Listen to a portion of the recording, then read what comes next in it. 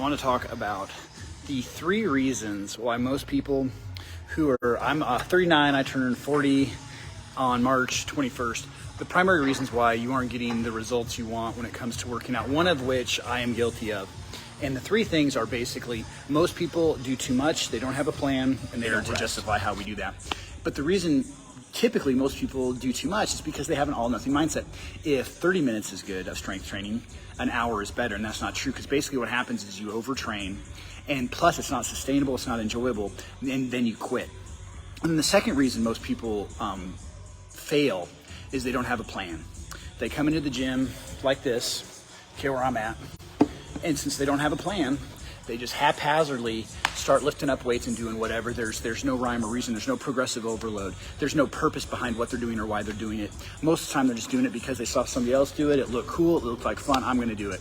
So you need to have a well thought out strength training program, one that's built around, especially if you're around 40 plus, one that's built around your aches and pains. Because at the end of the day, you still want to be able to play with your kids. You still want to be able to move. You still want to be able to work. And you need a plan that's structured in a manner that's going to get you there. And then lastly, the third reason you're not getting the results you want is because you don't rest, okay? And this is the one I'm very much guilty of. So just to be very, very pragmatic, if you work out 3 weeks consecutively, the 4th week, you should digress it back. I'm not saying you don't work out, although so for some people that there's studies that show that they had people work out 3 weeks and then take 1 week off, and those individuals actually gained more muscle mass in beginners over time. Crazy, right?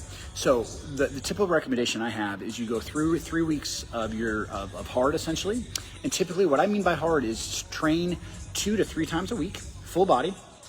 And then the 4th week, you go a little bit lighter, okay? That you lessen the intensity. That's what I did today. It's rejuvenating, you feel better, and here's the thing, it's actually better for you. Now, psychologically, it's that same mindset, that more is better, which I am totally guilty of.